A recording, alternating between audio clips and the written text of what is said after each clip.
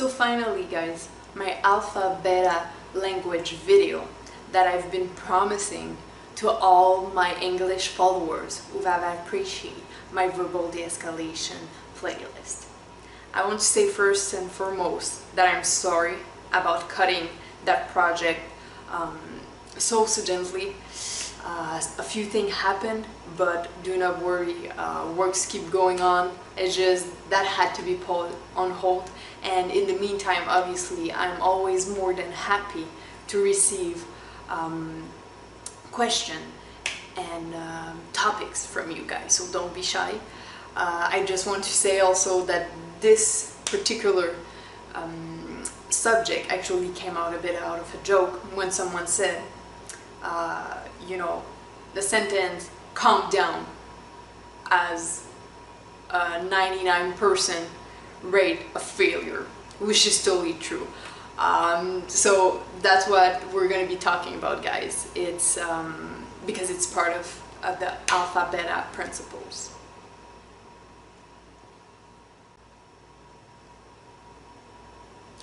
So guys, the idea of alpha beta is actually to indicate the more proper and effective language versus a lesser one.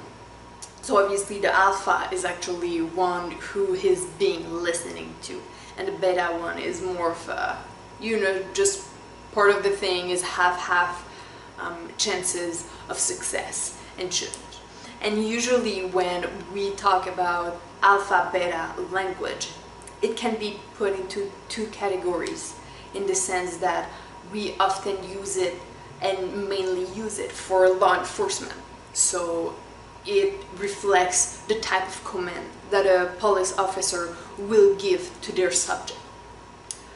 Or it can also just represent your daily life conversations. As I already mentioned, the alpha beta language are actually mainly used for law enforcement. And when you look at law enforcement, you realize that there's roughly about 8 common types, which can be subtypes as the following. So the first one will be what we call the regular language, which is, for example, if we take a beta term, will include give it up, which is very general, not at all explicit.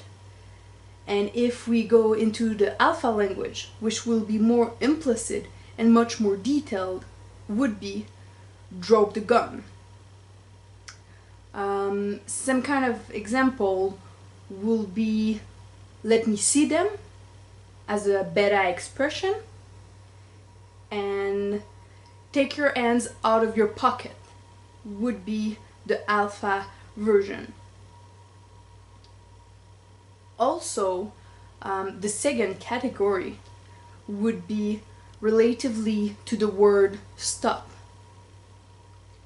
So you often hear it, even for example, again, with more daily situation, if I may say. For example, a parent with their children, or even a person with their significant other, they could say stop that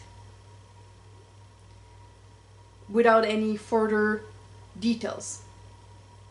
If we go into a context of law enforcement, if an officer say stop that, which is a beta expression, it can be so many various things, and I think we can all understand that it can be quite dangerous actions.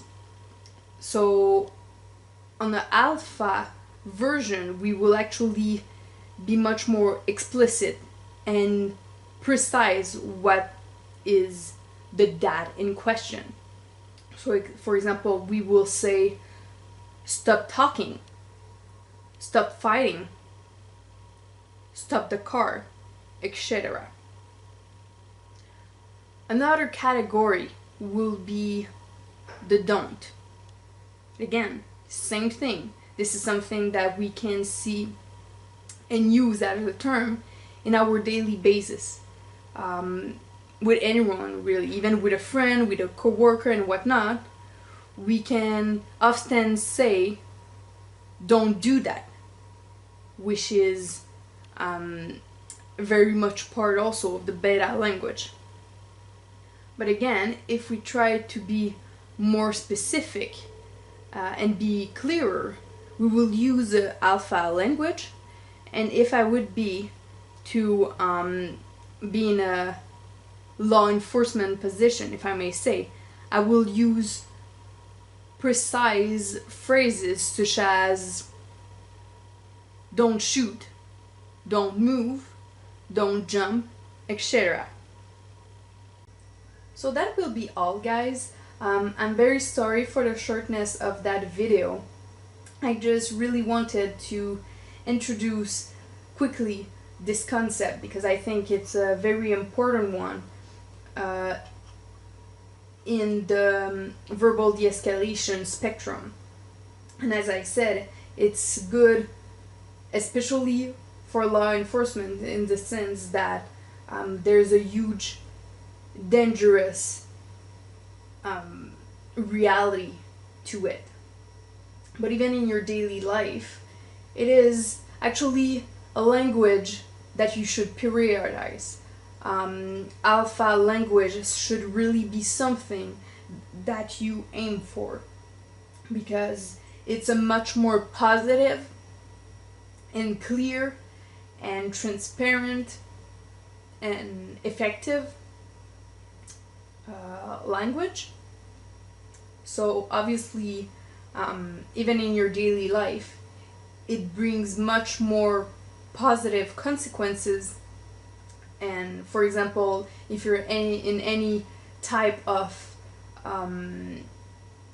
resolution solving mindset, well, an alpha language will definitely be more successful and appropriate for that. And as the last few words also, you might have noticed that this time, even though there's a little bit less of context and material per se to this video, I do hope that you see how much work I've put on the editing work, because that's definitely something that I've been aiming for the past few weeks. Huge project coming up, so that's something that I've been testing around, and this is my first real big shot at it. So I do hope that if anything, you appreciate that aspect. So that will be all, guys.